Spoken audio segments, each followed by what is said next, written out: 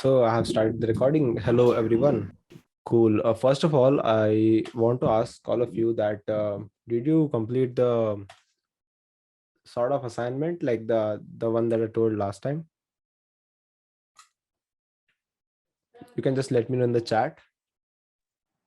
Yeah, I've done that. Awesome. Awesome.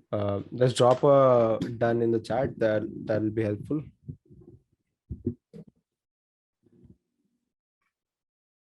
Okay, 1, 2.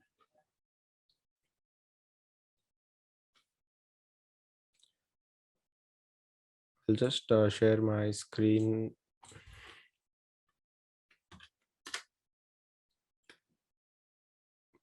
Okay, only 2 people have done it.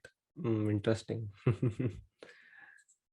That's very crucial for you to understand whatever I'll be telling today. Today, first of all, we have a very basic session. What I'll do is I'll be teaching you all the fundamentals that you need to know about Spark AR. So share screen, present. Okay.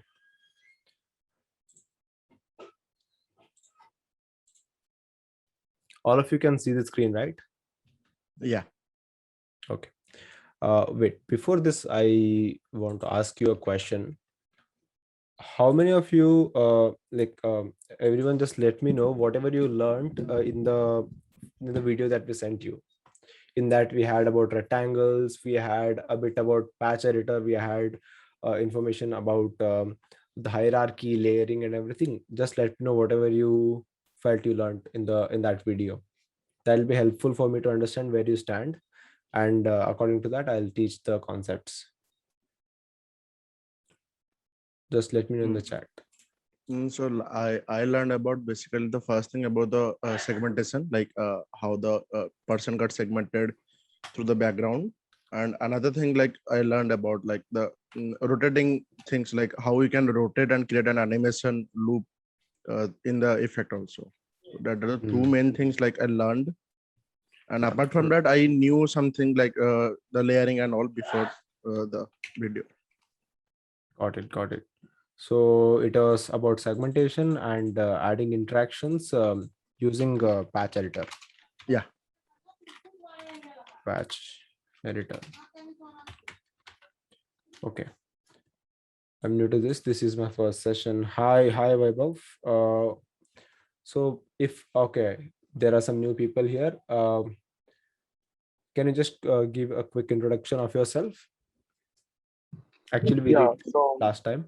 Yep. Hi. yeah, so myself, Apav Ghose. I'm from JK Lakshmipat University, currently pursuing BTech in computer science engineering, and I'm currently in third semester. Okay. Yeah, and it would be really great to if you could turn on your cameras.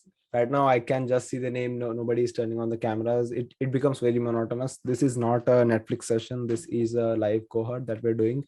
You do not get to sit back and just listen or watch. You need to be a little bit active, and um, yeah, that's pretty much it. Just the rules. कृपया करके आपके webcams on कर दीजिए. Just like they say in the flight. Oh,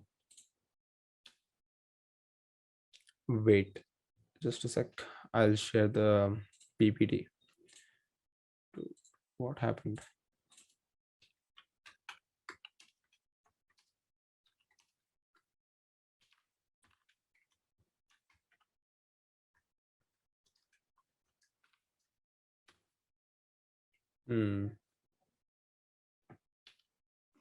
Okay. You are the host, Varun.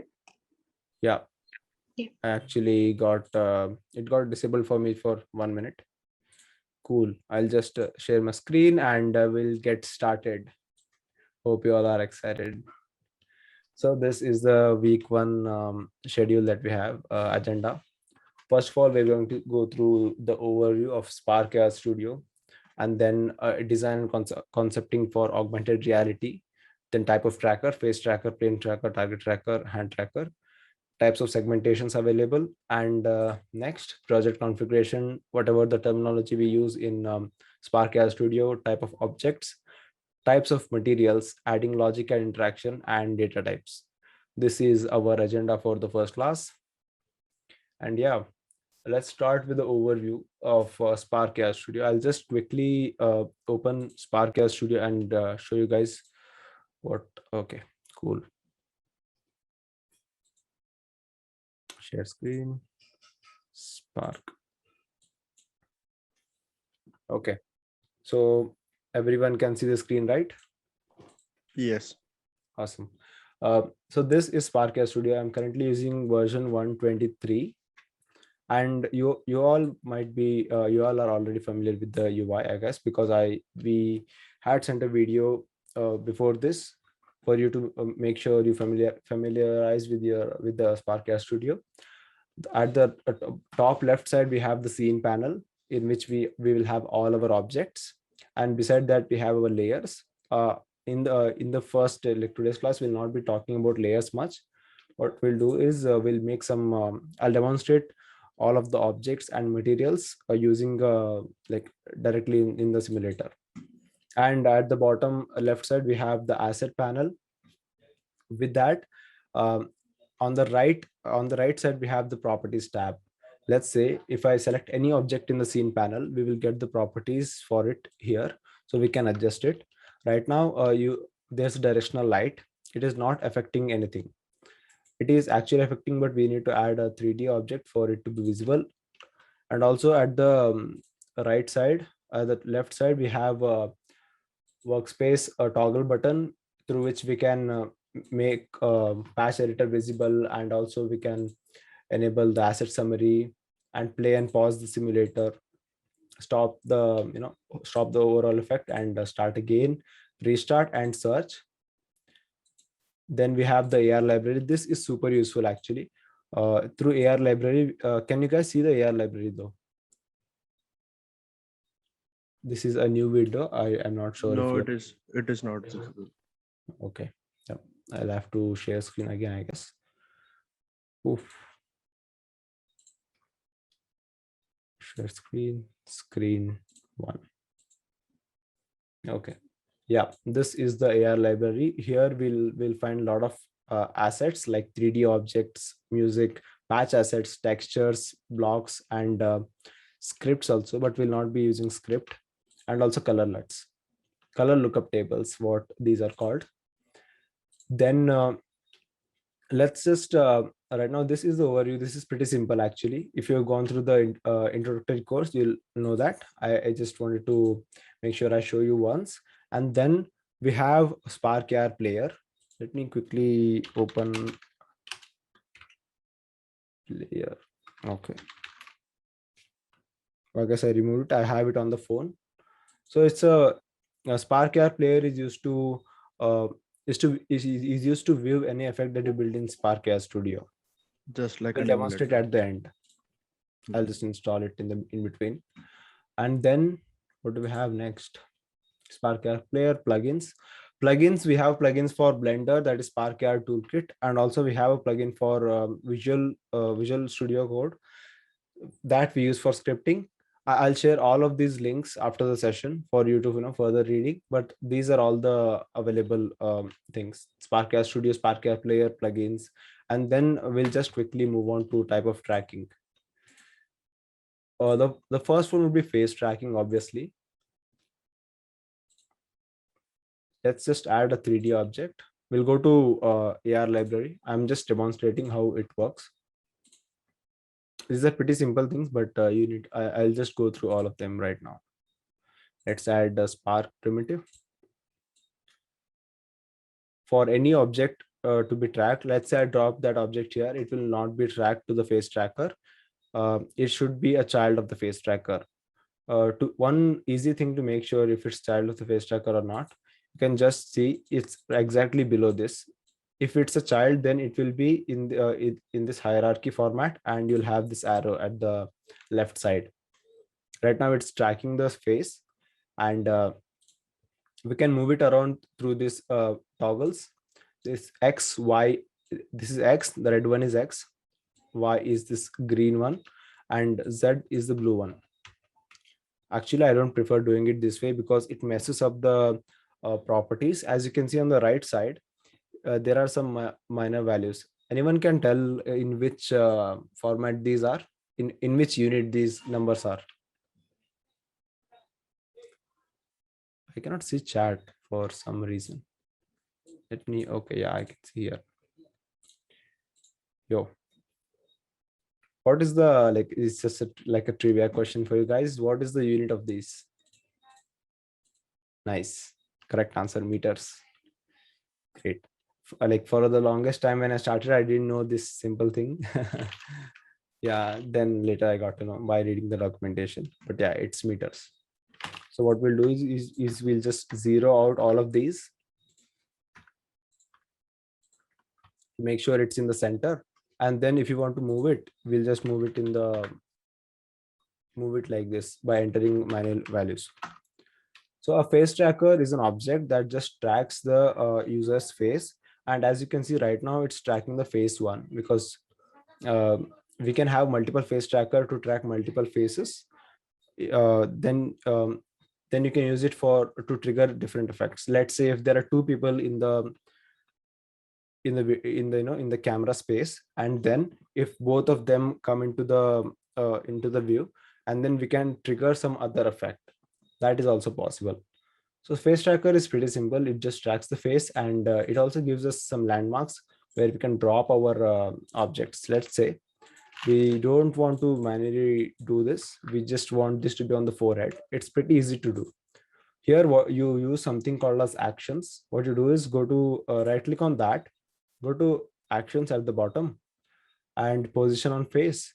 Here you can select whichever position that you like. These are called as landmarks, by the way, and you can click on forehead.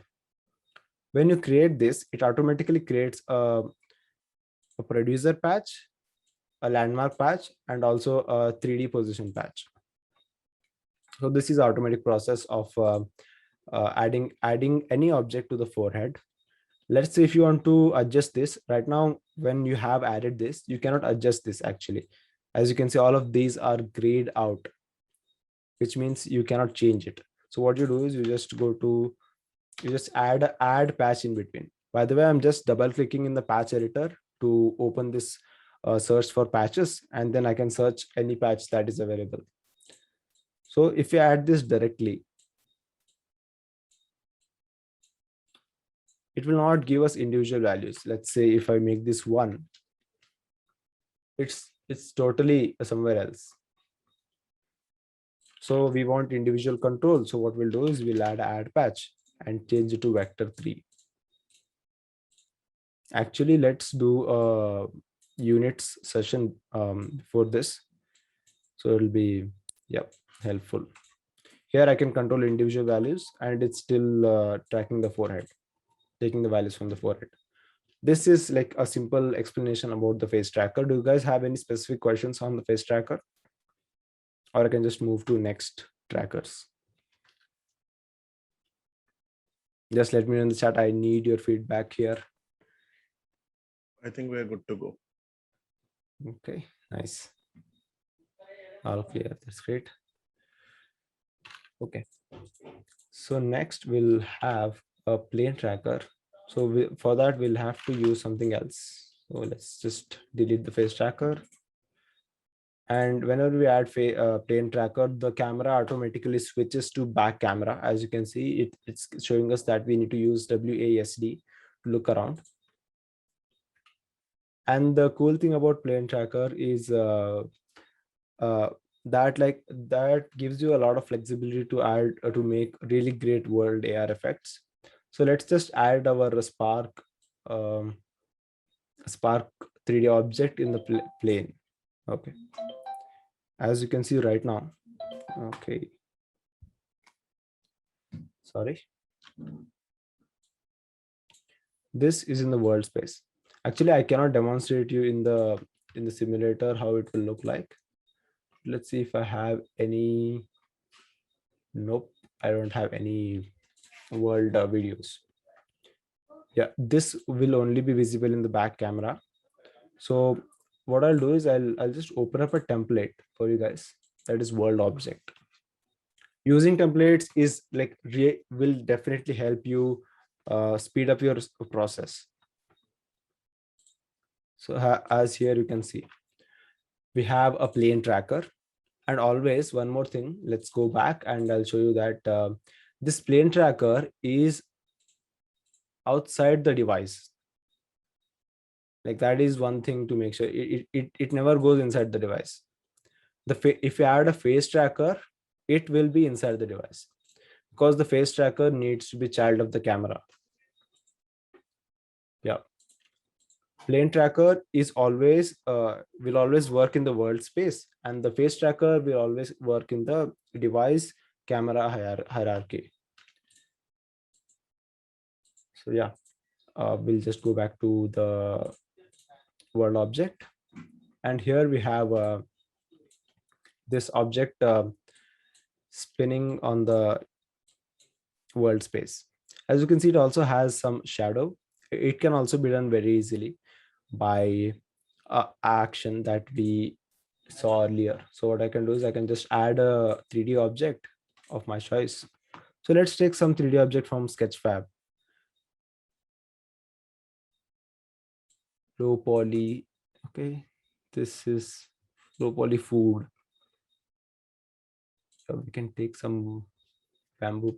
Okay, add it to world object. It's really simple to use all of these 3D objects made by these amazing talented people, and all of these you can use in any of your projects. These have Creative Commons license. So once you add this, as you can see, it's showing us a triangle, a warning icon, because it exceeds the maximum number of recommended triangles. The maximum number of recommended triangles is 20,000 per object, and overall it should be less than, overall in the effect it should be less than 150,000. Yeah, so we'll just delete this because it has more polygons. At the end, we'll also learn how you can reduce the number of polygons and make sure it is visible in the effect. So yeah, let's just use the diamond primitive. I'm not able to find good 3D objects here right now. You can use anyone available in the Sketchfab. So we'll just add this. Okay, as you can see, the diamond is tiny right now. We'll just increase its shape. Let's say 3, 3, 3. And it's below actually. Why is that? Let's see. We need to identify why is that actually, or else we can just move it like this and hide this.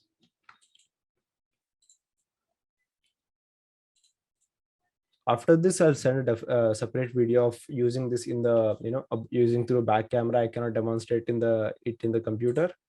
Let's just make this material a different color, red, very metallic. Yeah. For the world effect, you definitely need to have a phone to test it.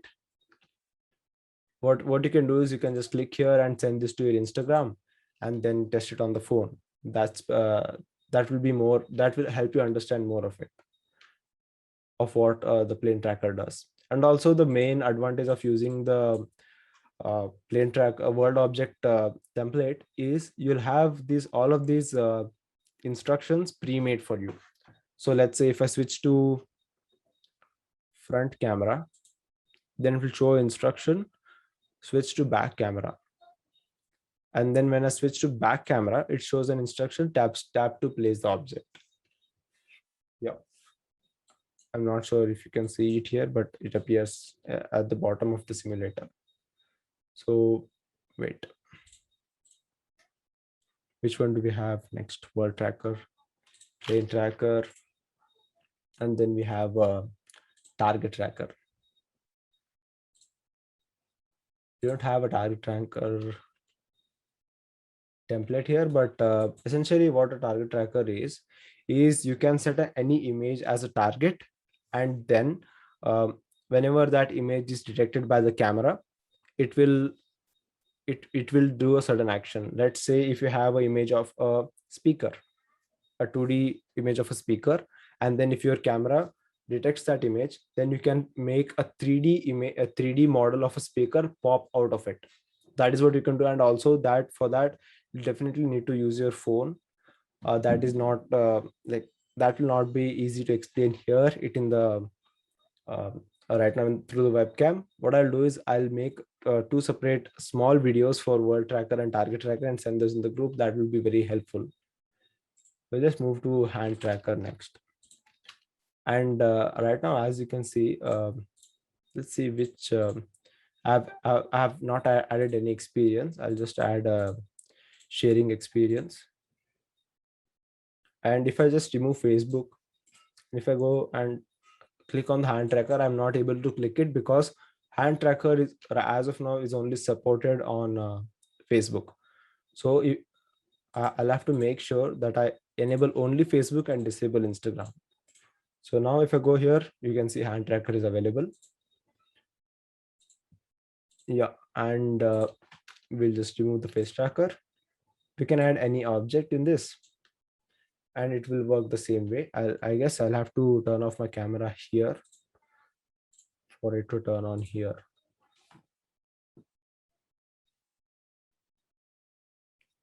Let's see.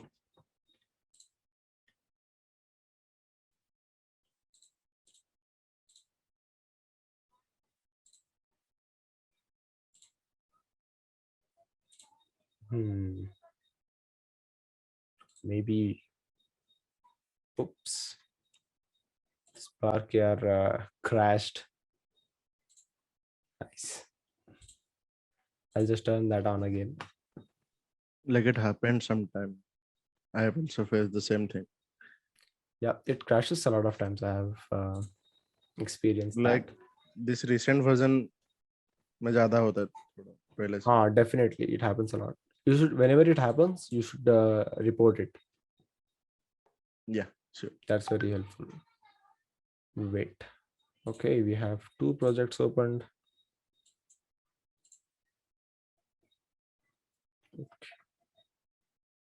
It's very, because of the light, it's super hot in here. Yeah. I can understand. Oh. Stop virtual cam. I can probably turn the camera on. Oh, I cannot. Deactivate. Yes. Start. And activate here. That should work. Yep, it works. These are some minor technical difficulties. That's a problem. Okay, sure. Okay, you can see the window, right? Spark Air window. Yeah. Yes. Awesome. Here you can see it is tracking my hand. Let's just give this material, blue metallic. Right now, hand tracker only supports one hand and it doesn't track two hands. So yeah, if I remove this, it's gone. It can only track one hand at a time. That you should keep in mind. And also many people make effects for Instagram. This will be soon announced on Instagram also. Have to keep an eye out for that. Hand tracker is pretty simple. You can just do the same things that you do with the face tracker, but it is pretty limited as of now. So these are the 4 trackers that's available: face tracker, pen tracker, hand tracker, and target tracker. For target and world tracker, I'll send a different video for you guys so you can visualize both what I'm seeing from the phone and also what we built in the Spark Air. Okay, let's open present. And we have types of segmentation. Cool. Let's delete hand tracker. We'll just directly move on to segmentation. So there are 3 types of segmentations available right now. One is person segmentation, one is hair segmentation, and another one is skin segmentation. So I'll quickly demonstrate how those look like. Let's just add a canvas. And also when you add a rectangle, it automatically adds canvas. As you can see, this rectangle is pinned to the top side, and the coordinate systems of the canvas starts from here at the top. So it's 0, 0. And you can click on the width to make it full width. This will make sure whatever device you're using, this will take the full width of it. And this full height. Right now, there is no texture attached to the rectangle. That's why you see the checkerboard pattern. When we add a material to it, it will be gone. We add the material, by default, the material will be standard. So you have to make sure whenever you are making a 2D effect, you have to make sure that the material is set to flat. Otherwise, it is directly affected by the light. See here, if I change the light, it is affecting our material. This can also help you make some cool effects, but right now we want it to be not affected by light. So what we'll do is we'll change the material to flat. And when we do that, whatever we do to the light, it will not affect the material at all, since it's a flat material and flat materials do not respond to lights. Yeah. So we have this, and we'll make two. Actually, we have a template for this already. I'm telling you a manual way of doing it. So one is user and another one is background.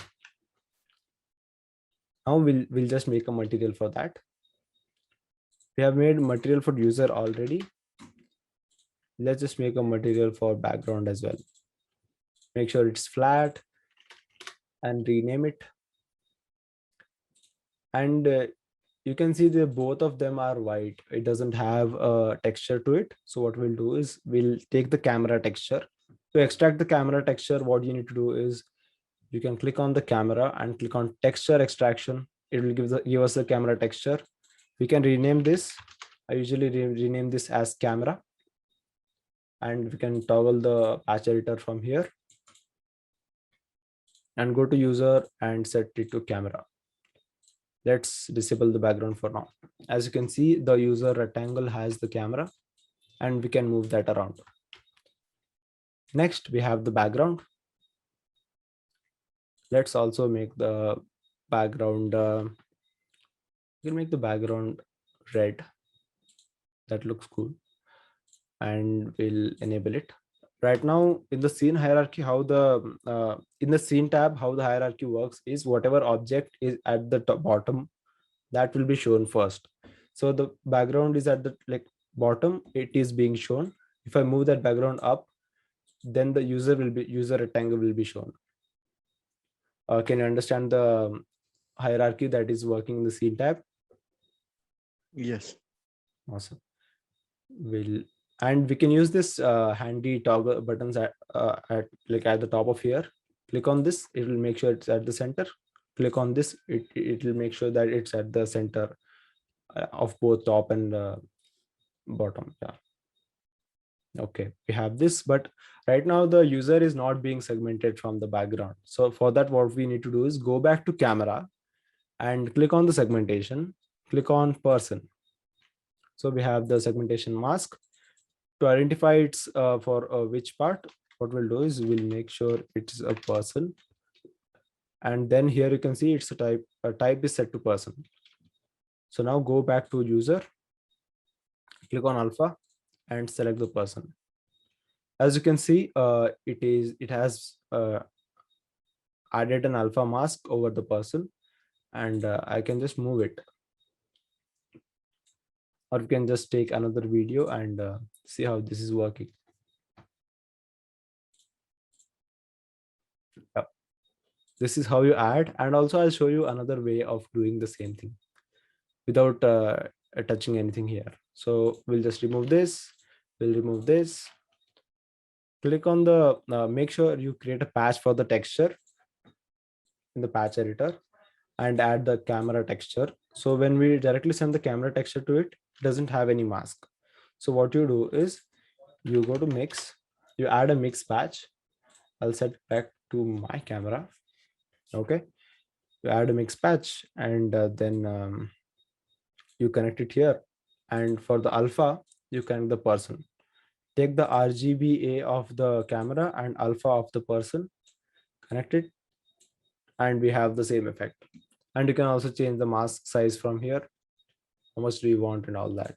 Head softness. If it's 0, then you have these sharp lines at the edges. Yeah. This is 2. You can do the same thing in the patch editor also. If you change this, then it will invert, like how we had invert option here in the alpha. It does the same thing. That's, yeah, this is pretty simple. Did you guys understand how we can do the both of this? Because in some cases what will happen is, let's say we have a face paint material. In the face paint material, you'll not have the alpha. As you can see, there's no alpha here, but I connect it here. Now we have created that alpha texture, but yeah, we don't require face paint material for this example. So let's just go back. Okay, we have this. Guys, you got how you can make person segmentation through patch editor and also through, other method that is using materials. So we'll move to next segmentation. Got it right? I cannot see the chat again. Yeah. That's a problem. Okay, clear. Nice. So next, hair segmentation I can easily explain through a template. So let's just open a template. Hair colors.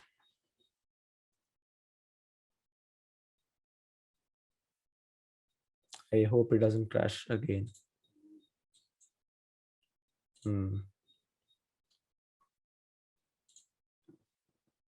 As you can see, there's some color on my hair, and this is using hair segmentation. And this is pretty, complex setup, but you can understand what, like, okay, it will be difficult for you to understand. What we'll do is we'll just make it in this version only. Okay, go to camera and create a mask for hair. We have to remove Facebook because hair segmentation doesn't work on Facebook. Hair, add it here. It's working like this. We need a color on the hair. Oh, we have a color on the hair, and then we need to change the blend mode because we need that to look good.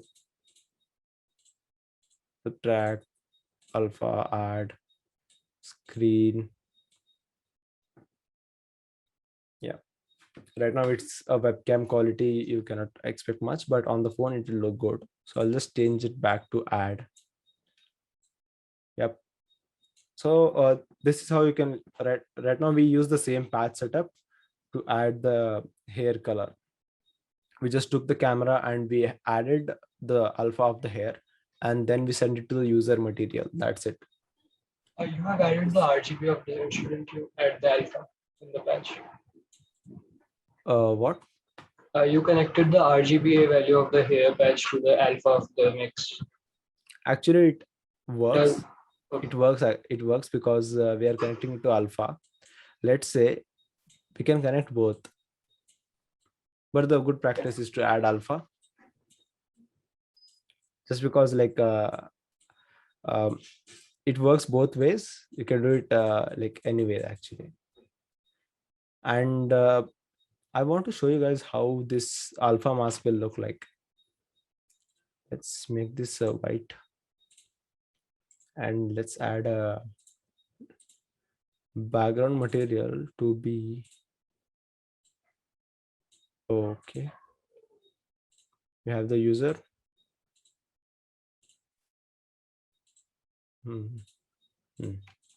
Guess we connected to wrong patches, I guess.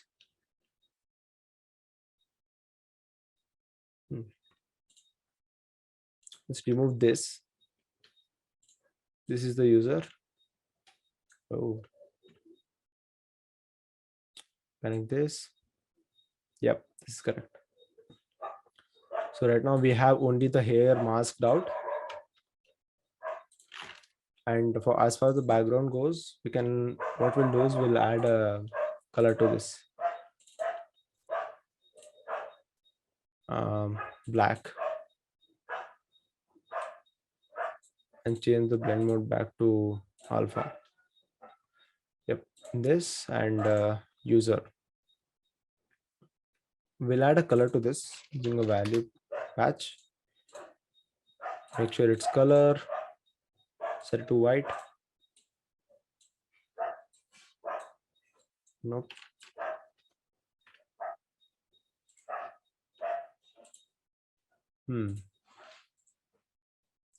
I can directly show you this. Yep. As you can see, the hair, whenever we connect the hair directly to the user, it is giving us this output. If you connect the person, it will give us this output.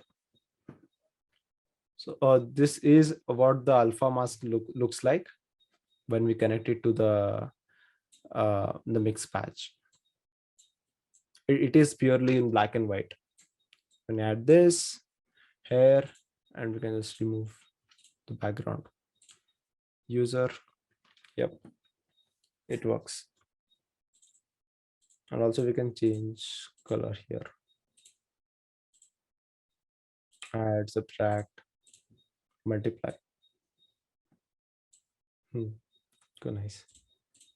Yeah, this is how you can add different segmentations. That is person, hair, and what did we miss? Yep. Person and hair is what we use all the time.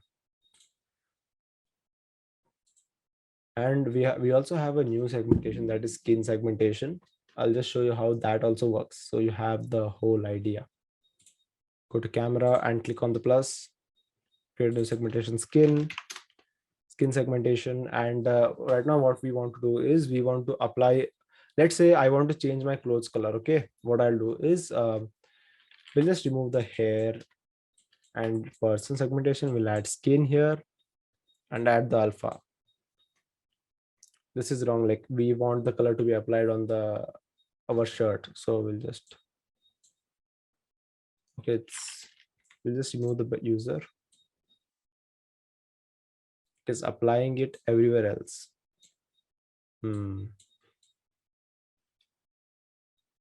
Yeah, for this we need to make a setup. So what we'll do is, first of all, we'll take a camera patch.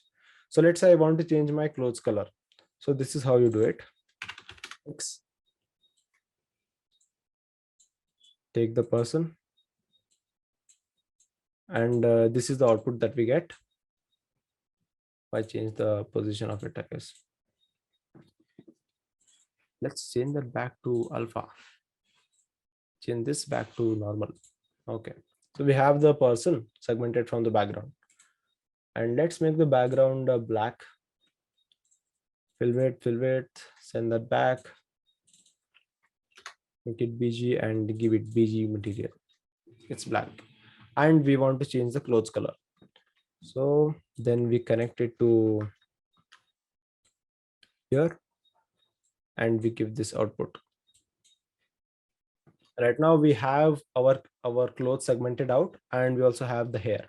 So we need to remove the hair. So what we do is use another mix patch and use that hair.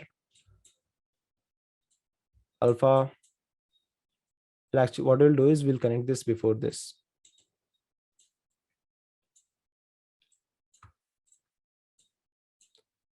Connect it here. Oops. So right now it is like, since it's from webcam, it's giving us this output. So on the phone it will look better. Okay, and now once we have this, what we'll do is whatever output we are getting, we'll need to change the color of our t-shirt. And also in the background, let's just make sure it's our face. Yep, we have the t-shirt segmented out in the user as this one, and then we have the main camera like setup at the back. Let's, okay, this is the main camera view, and then we have the user in front of it. So now what we'll do is we'll take a patch that is adjust color shader. So search adjust and you'll get this patch that is adjust color shader. Download it. I know there's a bug in the Spark here that it doesn't allow you to, like, I know it's in my version that doesn't allow you to download patches for some reason sometimes. Download again. No, it's not working. I'll just stop screen share and save this file. Like, till I do that, just tell me, like, if you guys understanding what I'm doing right now. Do you guys understand the goal that we need to change the clothes color? Since we have the skin segmentation available to us, anything that is not skin is oops, okay, yeah, save. Guys, if you have any doubts, you can just ask right now. Cloth. I'll just assume that you guys understood.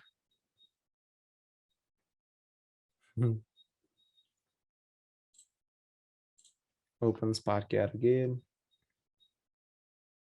Okay, nice.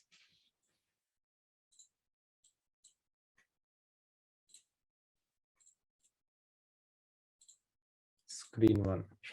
Yep, we're back. Let's see if this works right now. Adjust. Yep, adjust colors, import. Now it works. Adjust color shader. So yeah, what I'll just switch it back to my face. Hello. Now what we'll do is we'll connect it to the texture and connect that to the user. And to change any color, you have to just adjust the hue of it. As you can see right now, I can change my clothes color. So what we'll do is we'll add a loop animation to this and connect the progress to hue. We'll make this 3 seconds. And let's just take a video. We definitely need to adjust the mask. As you can see, it is not going over the edges, but it is definitely working. You can also invert the colors and change how it looks like. You can definitely make a lot of cool effects following this method. Since the effect only applies the since the filter only applies the effect on the face. Here also, as you can see, it is applying on the face. There's a little bit leak on the hair, but it is because we are running it in the simulator. Yep, let me change it back to my view. So let me know if you guys like this effect in the chat. I cannot see the chat again. Yeah, like it is like Awesome. seen from, I guess it is Kathy or something, the Instagrammer, who uses cool videos like this, like the color cuts change of a dress. Yeah, there's a lot of trends going on around this. I might launch this effect, but yeah, as you can see right now, it's taking over my face and my beard and everything. But Mhm. when you make it in the when you make and send it to the phone, then it will not have that issue. Yeah, it's a cool effect to make, and it's also very simple to make. And you can trigger this hue change via anything. Let's say there's an audio beat. On the beat, the color can change, and this can make a really good viral like filter for reel. Yeah, you guys got this right. And also, do you guys want the project file? But it's very simple. You can just make it. I'll not give the project file. You also have to learn. Yeah, We have the recording, I guess. Can you yeah. You show can just watch the recording and make it. can you increase the size of the patch editor once I just want the patches? Don't worry. I'll just you'll have the recording, and it's just a couple of mix patches and segmentation patches. That's it. Thanks. Yep. This is how you can make an effect using segmentation, different types of segmentations that are available. And this doesn't work on Facebook, by the way. This only works on Instagram. Remove. Okay. So next we'll move on to what we have, project configuration. Okay. So project configuration is pretty simple. This is you need to understand what the client brief tells you. So first of all, you have to ask the question on which platform the effect is going to be live. That that let's say it's Facebook. So you know these capabilities are available on Facebook that are not available on Instagram. Let's say hand tracker. So you have to be mindful of that. Whenever you're making like starting a project, you have to go here and click on add experience. You might not have video calling experience because I'm in beta testing, so I have that, but you'll have sharing experience and ads. And then if you change this to existing media, then it will not work again. So you have to make sure you're using correct project settings for your effect to work. So right now it's on Instagram and it's Instagram camera. If you change it to Facebook, then it will not work. So that's a bit about project configuration. I'll just remove this whole, or we'll just save this and make a new file.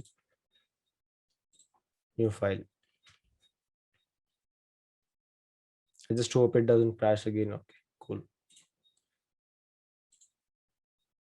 Save, close this. Yeah. So when you open this blank project, you need to go to project properties and add an experience that you're making. Sharing experience and experiences are Instagram and Facebook. If you add video calling, then it needs Instagram, Messenger, and Portal. And if you add ads, then it only works on Facebook ads. These are all the different capabilities that you can add to a project. And then here you can add custom instructions, blocks. But what I suggest you to do is do it in the patch editor. It will be automatically added here. Here you can see there are a lot more available, like 2D text, 3D text, animation playback controller, audio blocks, deep link, some of which I have not used yet. Okay. What did we have next? Yeah, terminologies. Yeah, terminology. First of all, this is a simple patch graph that you're seeing on the screen right now. And wait, let me turn on my camera here. Activate. Oh, can't use it here.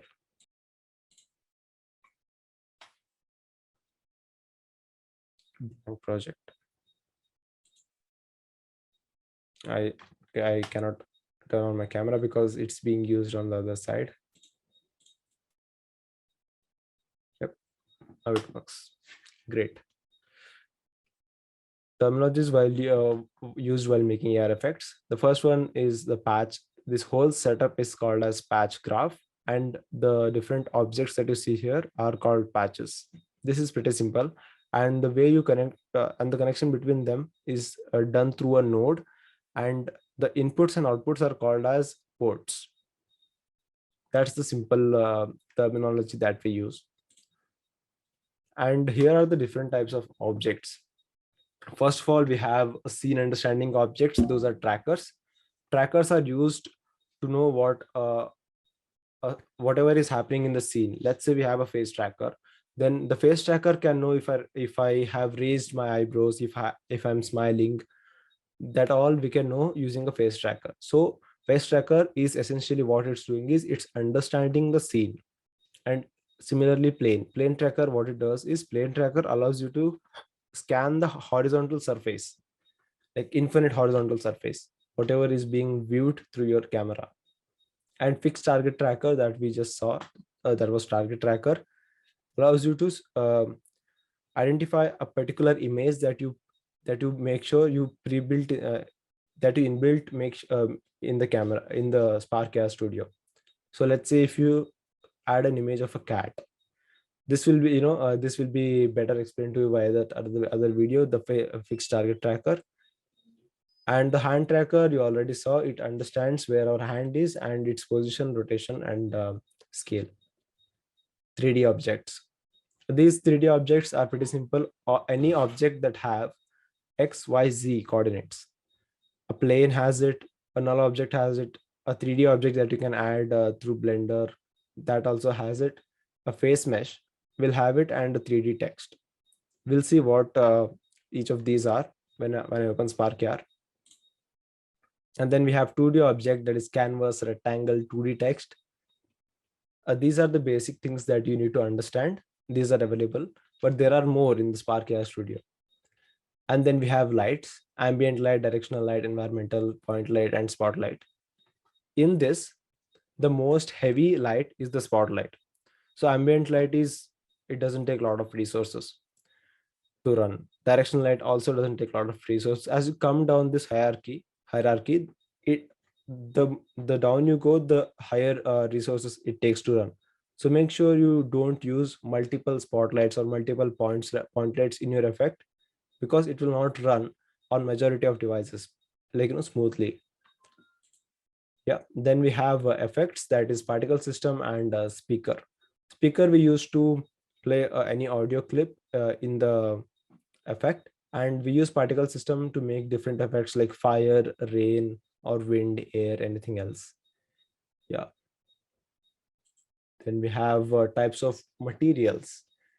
You already are familiar with the different materials in Spark AR Studio, but I'll just tell you the 5 that are available. Standard material is a 3D is applied on 3D objects generally, because we need to give it a feel of depth. As you can see, there's an example of standard material over here. And flat material will not have any influence of light on it. In the standard material, you can see the ambient occlusion on the eyes and on the mouth, on the nose. That is, you can see the edges and the shadows. But on the flat materials, none of that is present. Only the image is present. That we use for 2D effects, flat material. And then physically based material. Let's say there's a 3D effect that you're creating. It needs to be a metallic material. Here you can see the second one, there's a copper. You want to make a copper sunglasses, then you can use physically based material and adjust its metallic properties and roughness to give this exact same look. And we have face paint material that we use for face tattoos. And finally retouching, that will give us the skin smoothing effect. Yep. To add logic and interaction to our effects, we can use 2 methods. One is scripting and another one is using patch editor. I am most familiar with patch editor because I don't know much of JavaScript. I generally don't use it, but whenever required, I can use it. But yeah, patch editor is the best way to go if you are a beginner and you know all the patches that are available. And also you can search for them in the patch editor. That's not a problem. So it's the best way to build effect. And also if you build through patch editor, you don't need to update the code or anything. Let's say if you build an effect through scripting API, then you definitely have to make sure that your effects are updated according to the new API that is released. So it's a bit complex. Yeah.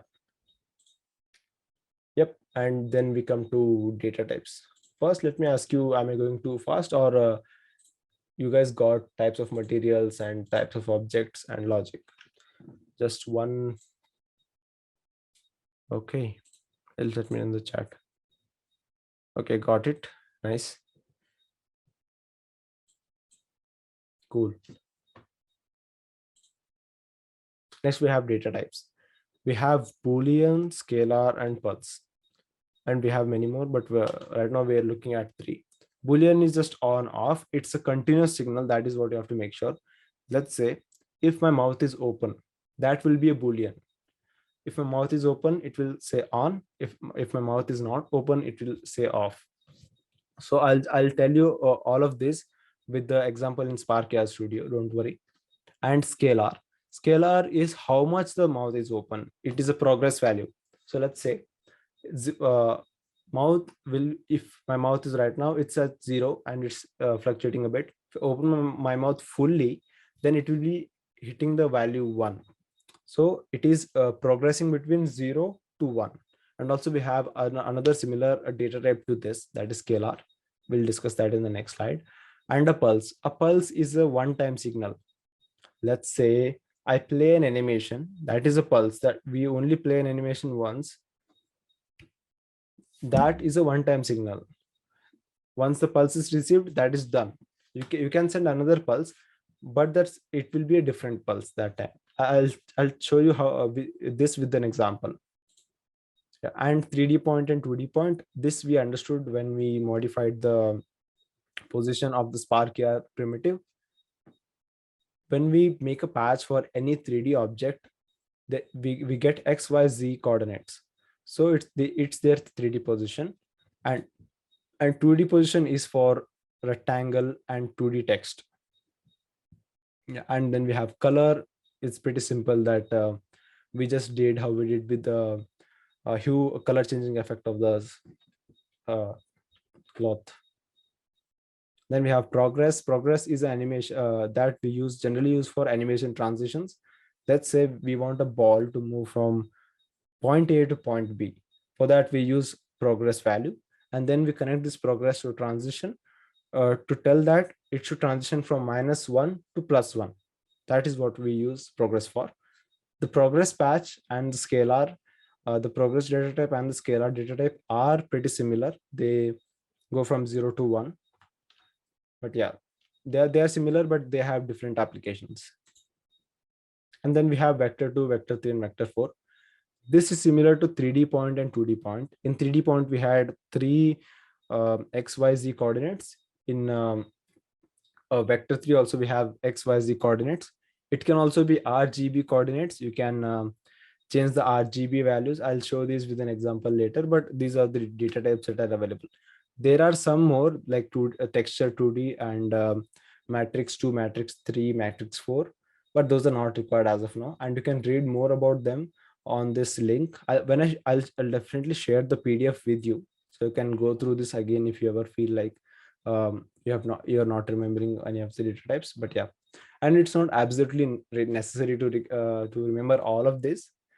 What you can do is you can look this up whenever you require, whenever you're making a project. If one patch is not being connected to the other, it's giving an error, then you can look, then you have to make sure that the output and the input are of same data types. That is why this is useful. This you definitely need to know. Okay, wait. Now I want to ask you a question. Did you guys get all of this? Data types and everything, because next I'll move on to showing you the examples of using this in SparkAR. Yes, got it. Nice, great. I'm only hearing from Shashwat.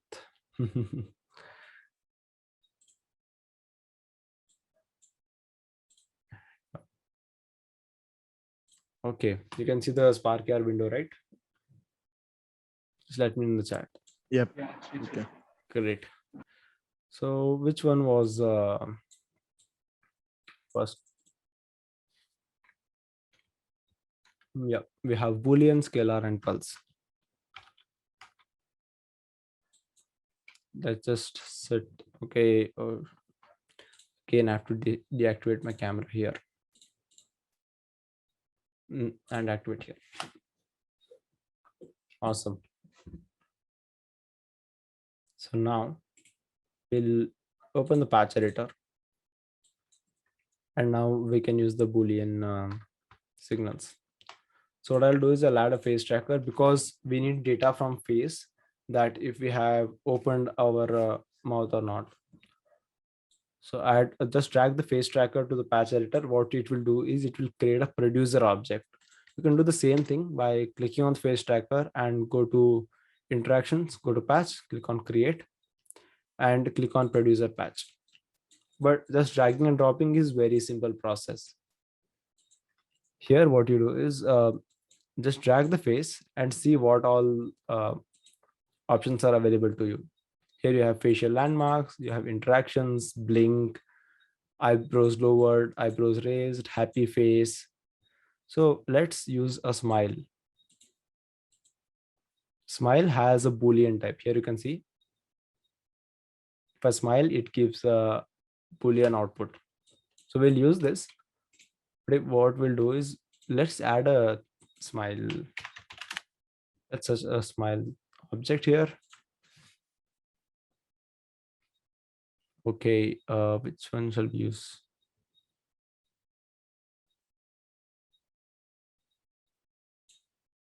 This seems okay for the application. Yeah. Although I don't like the eyes though. Cool.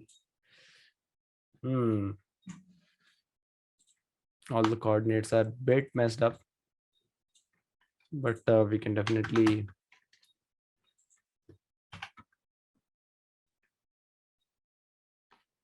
correct that. Change the scale to 0.1, 0.1 to 0.1. I think Z axis need to be changed Yes, it's a little bit. little bit. It's offset. There's offset. Hmm. No problem. Yes, we'll just okay. This works for now, and we just rotate it a bit. This looks creepy though. Okay, cool. So we have this, and whenever we smile, we want this to be visible. As you can see, we have the visible. We can know that visible is a Boolean type of signal. When we create a patch, it gives us a Boolean data type. When we add this, when I smile, it makes the 3D smile object visible. So this is how you can like, let's say there's a different data type. Go to face, and we can use a pulse. Pulse will not be directly connected to this because it will create a switch patch between this. So what switch patch will do is it will convert the pulse into a Boolean type. Here there's a pulse output. It is converting it into a Boolean type. Yeah. Pulse. Yeah. When you smile, the pulse takes in the Boolean type. Sorry. Yeah. Yeah. Pulse takes in the Boolean type, and then it converts it to pulse. And we cannot directly send it to the smile patch. We definitely need a switch because the smile patch accepts a Boolean value. Instead of doing all this, you can just connect this. But I'll tell you why this is required. Now we'll add some more complex logic to this. So whenever I am smiling, we want it to come from the bottom. We just don't want it to abruptly come here on the face. So what we'll do is when we smile, we send a pulse. We send a pulse to animation. If I don't have this, if I directly connect this, it will automatically create a pulse for us because these are two different data types, but sometimes they do not connect. Let's say here there's 3D position. I cannot connect it to directly any of these. It gives us an error in the red. You can see that, right? It is not Yes. connected. And when we want it to be directly visible. So what we'll do is we'll add a switch in between. Okay.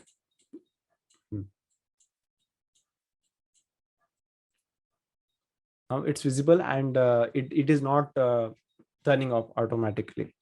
And then we also want it to be animating. So what we'll do is we'll use this animation. Just pause this, and I can probably hide this right now. It's paused. Cool. So yeah, when we smile, we need animation to trigger. So what we'll do is we'll use this animation and use the progress value from 0 to 1. Get this. Right now we have all of these values adjusted, so we'll not mess with that. What we'll do is we'll right click on the face tracker and add a null object. Null object is an empty object that can hold any 3D objects in it. So add it. Okay. So now our null object translations are these like 000 111 and 000. So that is what we want. Next we can create, what shall we do? Okay, we can scale it up on Smile. Yeah, let's just I'm building along, like I'm building this live. Hope you guys are understanding. Just stop me if you don't understand anything. Sure. Transition, we'll add a transition patch. What we want it to happen is we want it to transition from 0 to 1. That's simple. And we connect it here. Visibility, okay. And we restart it. Yep, it is start. We have interaction to it, but it is not. It is a linear animation. It's not looking that great. So we can change the animation type from linear to, we can make it overshoot. So, okay, it directly took the Smile. Another thing what we can do is we can add a delay. So add a delay of 2 seconds to after 2 seconds of our Smile being detected. Here you can see there's a problem. Patch received an input type of scalar when the expected type was Boolean. So here what can be done? Can anyone tell? Answer. It now it still works. One way to make sure is you can send this to this and it works. Okay, you can also connect this here.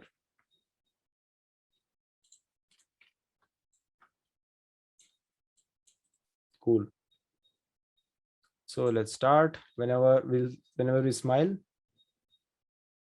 after 2 seconds the animation is starting. Sometimes there are like problems, but yeah, we have a when we Smile, there's a pulse, and the smile that pulse is getting delayed by 2 seconds and then sent to the face. And when the 3D object is visible and it's done, it's not being hidden again, because we have only connected it to turn on, not turn off. Okay, did you guys understand it though, using different data types and making interactions in patch editor? It's pretty simple actually. Okay, if you can ask any questions, if you have any questions regarding this.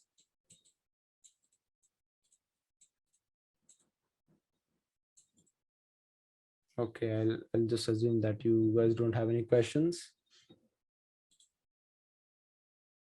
Cool. What should we do next?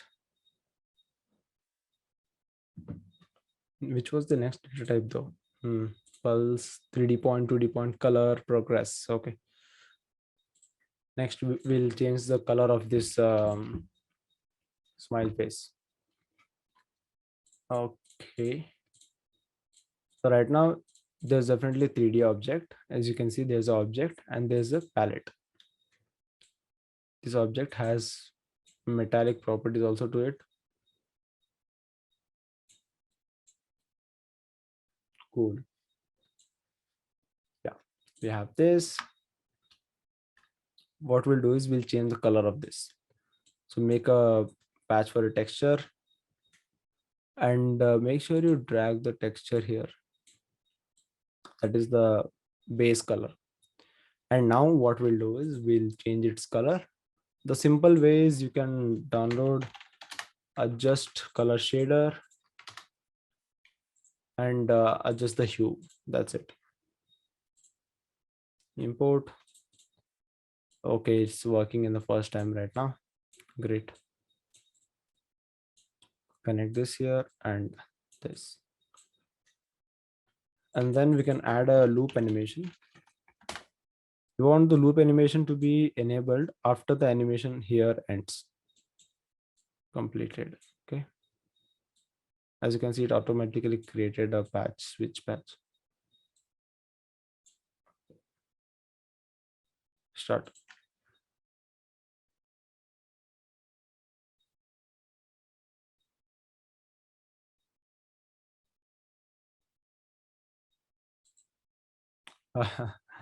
This looks trippy.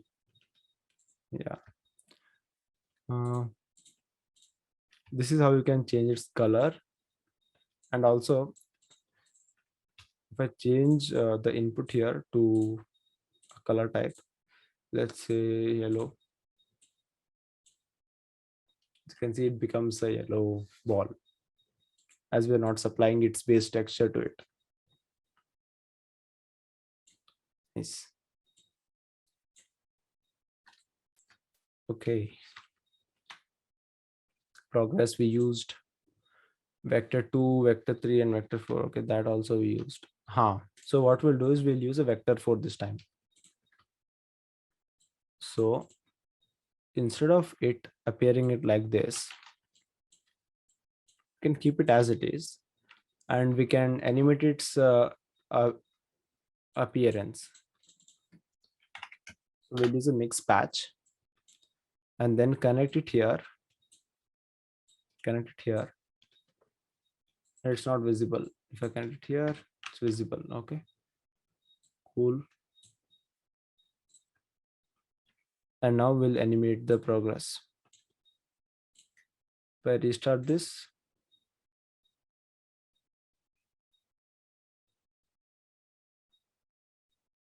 as you can see, it appeared from like, it's like we changed the opacity of it, because we cannot do it right here. So let's say if I connect this here, I can definitely change its opacity from here, but oh, it's a mix patch, I guess. Move this, double-sided.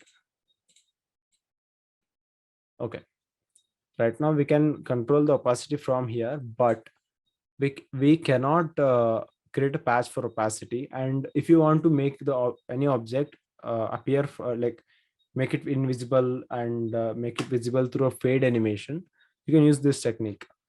Use a mix patch in between, connect the texture here, and animate the opacity, animate the alpha. So if I restart, I smile, and after 2 seconds it is visible.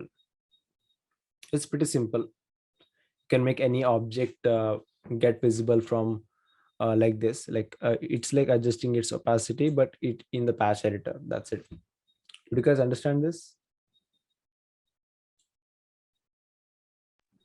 Yeah. Great. Cool. What do we have? Yeah, that's pretty much it, I guess.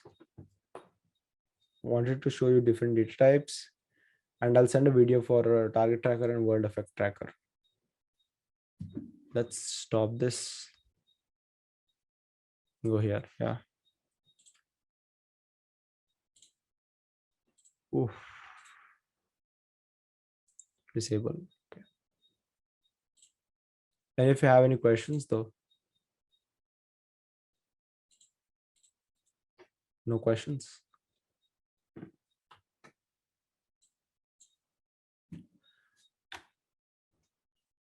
Okay, guys, it's about 60 minutes now since we started.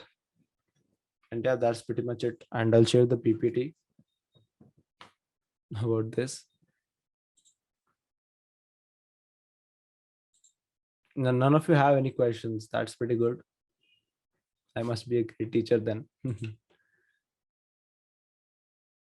you have any doubts, any like anything related to Spark AR, you can ask right now, or we meet in the next session after after I give you the assignment. I'll give you an assignment after the session. You have to complete that before coming to next session. You basically have to build an effect, this time from scratch without watching. Like, there will not be tutorial. There will be a tutorial for next session. So you have to do two things. One, watch a tutorial and come to next session. Whatever is told in the tutorial, make sure you build that. And also you'll get an assignment. You have to complete the assignment before coming to next session. That's it. Recording, we'll get it in the group. No problem. Can you talk a bit about the plugins that are available? Yeah, plugins will cover in the week 3 or 4 in the Blender part. Alright. It's a Blender plugin, so that is basically required for you to reduce the number of polygons. I'll also show you a technique where you don't use a plugin and use a modifier and reduce the number of polygons. That's also pretty useful. Decimate. Yeah, you can use decimate. Yep, that's pretty much it, I guess. This was pretty basic session, so there's not much difficult content in this. But as we go higher and higher, it like in the next sessions, it will keep on getting difficult, more and more complex effects. Yeah. Cool. I guess none of you have questions though, right?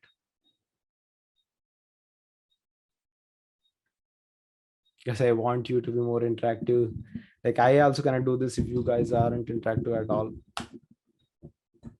I think it was a pretty basic session, so no one has any questions since almost all of us Okay. have a little experience with Spark already. Yeah, Though it was a basic session, but I loved it. great. You, yeah, definitely. Why can't you turn on the cameras though?